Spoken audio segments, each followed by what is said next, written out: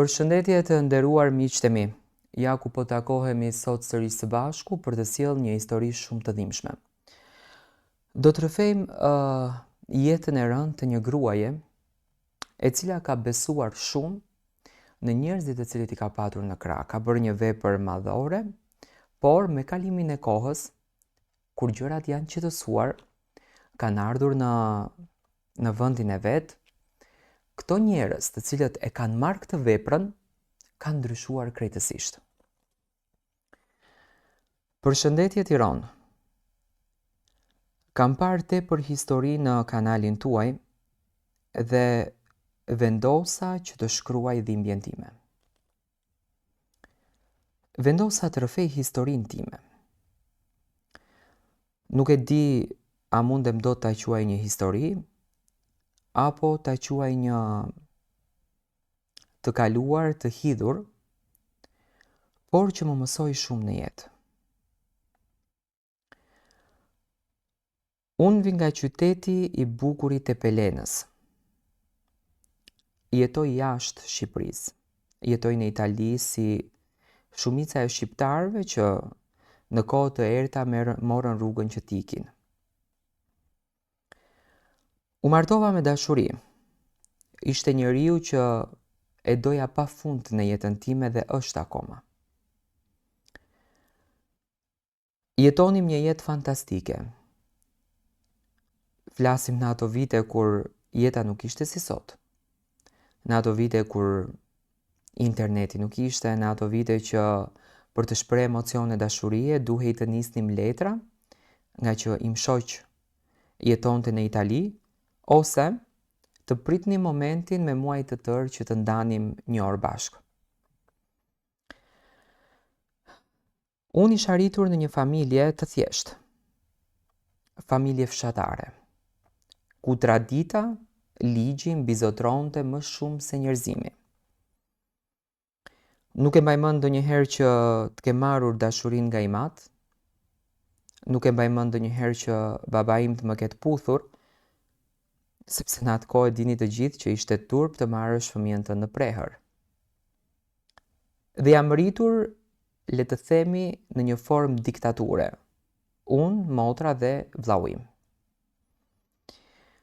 Kur unë martova në një martesë tradicionale, me një dasëm të bukur të madhe, edhe të gjitha tradita që i takojnë një nuseje nga zona jonë, në atë shtëpi gjeta akunatën time, që nën kupton motrën e burrit, vjerën time, vjerin tim, dhe vllaun e burrit tim, i cili sapo ishte fejuar. Mua i kishte. Ditët e para në atë familje ishin shumë të bukura. Gjeta dashuri, kishte adrenalin, kishte gëzim, kishte pozitivitet, kishte energji të mirë. Unë jetoja sikur të kisha realizuar ëndrrën e jetës time dhe më zyrtari im kishte mbetur tashmë me ëndër të realizuar. Zgjohesha e para, respektoja prindërit e burrit, respektoja akunatën time, bëja të gjitha punët, angazhohesha në shtëpi ashtu siç tradita dhe vendi e kërkonte. Kaluan 2 vite aty dhe kunata ime u diagnostikua me një sëmundje të rëndë. Nuk dua ta them se çfarë sëmundje ka qenë, sepse dua që historia të mbetet pak më e mbyllur. Shqipëria njihet për vështirësinë e mjekësisë, edhe pse atëherë vjeri dhe vjera dëshironin në kohën kur kunata u smur t'jenë më afër Shqipërisë, sepse mendja ku nuk u shkonte, dhe gjithmonë ne para njëherë mendojmë vdekjen, pastaj mendojmë shërimin. Kunata ime u afrua tepër me mua. Isha unë forca e saj. Isha unë njeriu që çdo ditë i lutesha që të jetë fortë se gjëra do të kalonin dhe Italia ka mjekësi të paparë. Por shëndeti i saj vështirësohej tepër. Dhe ajo kishte shumë humbje të gjakut. Kur ajo u shtri në spital që u hospitalizua dhe u bë shumë rënd në jetën e saj, doktorët kërkonin grupin e njëjtë të gjakut sepse kishte probleme dhe duhej të bëhej ndryshimi i gjakut me patjetër. I bëm të gjitha analizat, nga e gjithë familja dola që unë të kem një grup të njëjtë të gjakut me kunatën time, që nuk kuptonte unë duheshte të jem dhënësja në këtë rast. Nuk mora një pyetje nëse unë do doja ta bëja këtë gjë, sepse në fund ditës gjërat nuk bëhen pa dashur, por thjesht më drejtuan si kur të isha një gjë e tyre për ta bërë këtë vepër. Dhe unë fillova që ta bëj. Do me thënë, jepja gjak, kisha ditë pushimi, trimerja veten, pastaj përsëri gjak, prap ditë pushimi, trimerja veten, përsëri, deri në momentin që unë nuk munda më. Rash në shëndetin tim, pata një krizë 3 mujore që vetëm unë e di se si e kam kaluar, por kur ti e ke të shkruar t'ja dalësh, ti do t'ja dalësh. Por fatmirësisht ne ja dolëm të dyja. Pas disa vitesh përvoje të rëndë, pas disa vitesh shprese, durimi, të fjeturash në përspitale, qëndrime në përspitale nga kunata ime, arriti që në momentin kur shpresa u shua për gjithmonë, arriti të merë përgjigjen më të bukur. Ajo ja doli, ajo e sfidoi, e fitoi veten. Dhe këtu ishte gëzimi jon.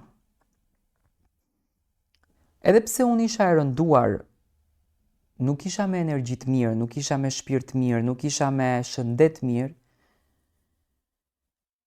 Vjeri dhe Vjera vendosën që të bënin një festë të madhe dhe me patjetër që unë nuk do t'u aprishja se festonin për të bien e tyre që u rikthyn në jetë.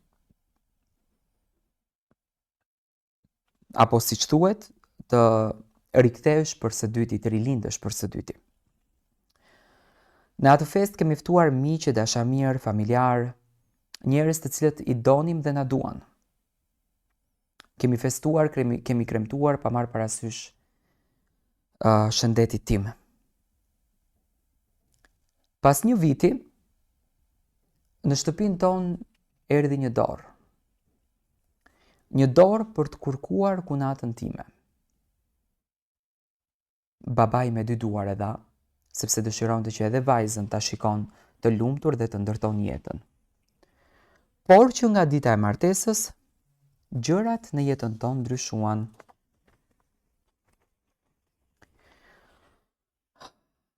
Pas asaj dasme të bukur në Shqipëri,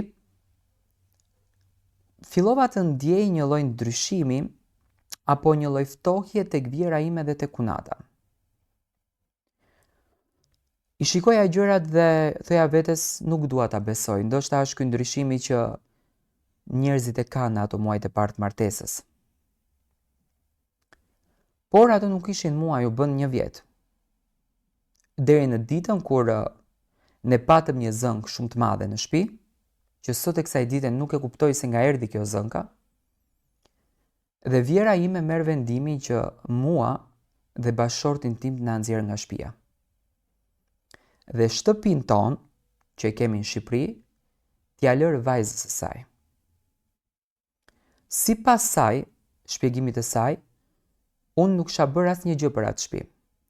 Do me thënë, kisha luajtur rolin e mashtrueses, kisha bërë intriganten, kisha bërë të djallëzuarën, e kisha ftohur të birin e tyre nga familja, dhe që në momentin kur unë kisha hyrë në atë derë, mirësia e tyre, pasuria e tyre kishte rënë në tokë. Do me thënë, këmba ime e rënd për ato. Në fakt, ky ishte arsyetimi i familjes burit, sepse nuk ka qenë kjo.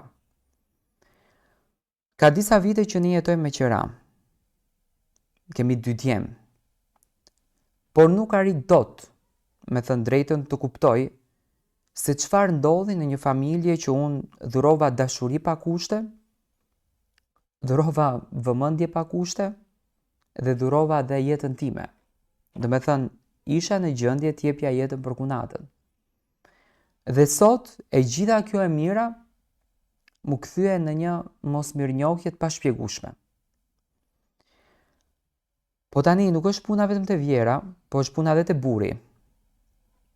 Ndryshim drastik shoh këto ditët e fundit edhe tek buri im, i cili nuk më respekton më si më parë, harxhon vetëm lek, nuk më pyetën për blerjet e shtëpisë, nuk më pyetën për harxhime, do me thënë është ai që vendos në gjithçka. Mua nuk më respekton fare dhe unë kam hyrë në një mendim që më ka kufizuar më mendjen time. Më shkon mendja gjithandej. I them vetes ndoshta ka ndonjë tjetër apo nuk e di. Ndoshta dhe gaboj. Po thjesht dua të marr mendimin tuaj. Pse më ndodhi mua kjo gjë në jetë?